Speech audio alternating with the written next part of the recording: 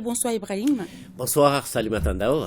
Après examen des points inscrits à l'ordre du jour, le Conseil a adopté des projets de texte et entendu des communications, Ibrahim. Merci Salimata Ndao. Mesdames et messieurs, bonsoir. Et nous commençons par le chapitre des mesures législatives et réglementaires. Sur le rapport du ministre de la Défense et des anciens combattants, le Conseil des ministres a adopté un projet d'ordonnance portant statut général des militaires. Dans le cadre de la mise en œuvre des recommandations des Assises nationales de la refondation, le gouvernement a adopté la loi numéro 20-22-037 du 27 octobre 2022 portant militarisation de la police nationale et de la protection civile. Pour rendre effective cette militarisation, une commission interministérielle composée des représentants du ministère de la Défense et des anciens combattants et du ministère de la Sécurité et de la Protection civile a été mise en place pour relire l'ordonnance numéro 2016-020 PRM du 18 août 2016 portant statut général des militaires dans le but de déterminer les modalités et les conditions d'intégration des fonctionnaires de la police nationale et de la protection civile et de corriger les insuffisances constatées dans l'application du statut en vigueur. Le présent statut est adopté dans ce cadre. Il précise les catégories auxquelles appartiennent, d'après leur grade dans l'ordre croissant, les militaires, les fonctionnaires de la police nationale et de la protection civile, ainsi qu'il suit. A. Pour les militaires, militaires du rang, sous-officiers, officiers. B. Pour la police nationale, policiers du rang, sous-officiers de police, commissaires. C. Pour la protection civile, sapeurs du rang, sous-officiers sapeurs-pompiers, officiers sapeurs-pompiers. Le projet d'ordonnance adopté permettra d'une part l'intégration des personnels de la police nationale et de la protection civile dans la grille indiciaire du statut des militaires ainsi que l'alignement dans la limite d'âge des grades pour ceux recrutés à partir du 1er mars 2023 et d'autre part de renforcer les capacités opérationnelles des forces armées et de sécurité. Sur le rapport du ministre de la Réconciliation de la paix et de la cohésion nationale chargé de l'accord pour la paix et la réconciliation nationale, le Conseil des ministres a adopté des projets de textes relatifs à la création, à l'organisation et aux modalités de fonctionnement de l'autorité de gestion des réparations en faveur des victimes des crises. Depuis son accession à l'indépendance, le Mali a connu des crises qui ont conduit à des violations graves des droits de l'homme, porté atteinte à la stabilité institutionnelle, à la paix, à l'unité nationale et ébranlé les fondements du vivre ensemble. La crise multidimensionnelle de 2012 s'est caractérisée par les assassinats, enlèvements de personnes, tentatives d'enlèvement, menaces, disparitions, viols, amputations, flagellations, vols et destruction de biens et de patrimoine culturel. Pour faciliter le dialogue, le pardon, le vivre ensemble et les réparations en faveur des victimes de ces événements, le gouvernement a créé la commission Vérité, Justice et Réconciliation et adopté la politique nationale des réparations et son plan d'action 2021-2025. L'objectif général de cette politique est de restaurer la dignité des victimes en leur accordant par voie administrative des mesures de réparation des préjudices qu'elles ont subis du fait des violations des droits de l'homme commises en lien avec les crises depuis 1960.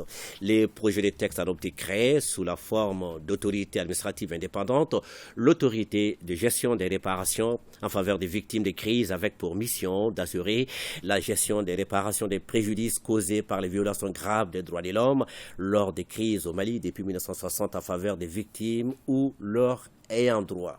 Sur le rapport du ministre de l'économie et des finances, le Conseil des ministres a adopté un projet de décret portant modification du décret numéro 2014-0764 PRM du 9 octobre 2014 fixant le régime des marchés des travaux, fournitures et services exclus du champ d'application du décret numéro 08-485 PRM du 11 août 2008 portant procédure de passation, d'exécution et de règlement des marchés publics et des délégations de services publics.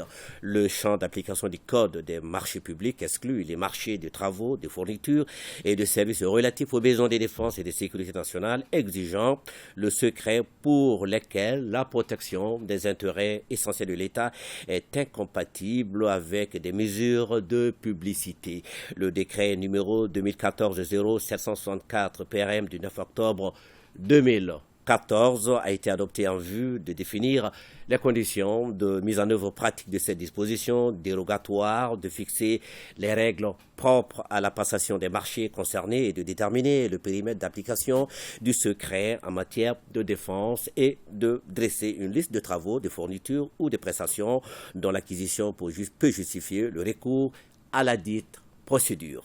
La mise en œuvre de cette réglementation a permis d'améliorer la gouvernance des procédures de passation, d'exécution et des règlements des marchés publics relevant du secret en matière de défense ou de sécurité nationale ou nécessitant la protection des intérêts essentiels de l'État.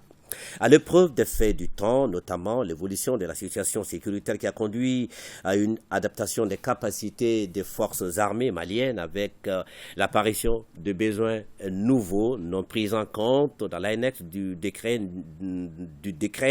de 2014. Le présent projet de décret vise à corriger cette insuffisance à travers l'actualisation des annexes numéro 1 et 2 du décret 2014-0764 PRM du 9 octobre 2014 fixant la liste des catégories de fournitures, de services et de travaux pour tenir compte des nouveaux besoins des ministères en charge de la défense et de la sécurité nationale. Au chapitre des communications, sur le rapport du ministre de la Jeunesse et des Sports chargé de l'institution civique et de la construction citoyenne, le Conseil des ministres a pris acte d'une communication écrite relative à la politique nationale de la jeunesse et son plan d'action 2023-2027 au Mali. Les jeunes constituent un poids démographique important et jouent un rôle de premier plan dans tous les domaines socio-économiques, politiques et administratifs du pays. Toutefois, ils sont confrontés à de nombreux problèmes comme la pauvreté, les difficultés d'accès à l'éducation et à l'emploi, les problèmes liés à la santé, l'exode rural, l'insécurité, l'incivisme, la consommation des stupéfiants. En réponse à ces défis, les gouvernements successifs de la République du Mali ont initié et mis en œuvre plusieurs projets et programmes ainsi que des politiques sectorielles, dont la dernière est le document de politique cadre de développement de la jeunesse en vue de promouvoir la jeunesse. Pour évaluer l'impact de ces projets et programmes, singulièrement le document de politique cadre de développement de la jeunesse, le département a engagé un processus d'évaluation et d'identification et d'actualisation des besoins et attentes des jeunes. Ce processus a combiné un diagnostic de la situation sous forme de revues documentaires, la tenue des concertations régionales et locales, l'organisation d'ateliers nationaux de validation et l'animation de rencontres d'experts en matière de questions de jeunesse. Le présent document de politique nationale de la jeunesse est élaboré pour servir d'outil de gouvernance, mais également de cadre de référence afin de conduire de façon coordonnée, harmonieuse et uniforme l'ensemble des questions liées à la promotion de la jeunesse. L'objectif global est de contribuer au bien-être général des jeunes du Mali en faisant d'eux des acteurs majeurs du changement en faveur de la paix, de l'unité nationale et le principal moteur du développement économique, social et culturelle. La politique nationale de la jeunesse est ainsi mise en œuvre à travers des plans d'action dont le premier couvre la période 2023-2027. Le ministre de la Santé et du Développement social a informé le Conseil des ministres de l'évolution de la maladie à coronavirus marquée par une augmentation du nombre de cas testés positifs par rapport à la semaine précédente. Le président de la transition chef de l'État a appelé la population au respect strict des mesures de prévention et de lutte contre la maladie. Salimata Ndao, à vous. Merci.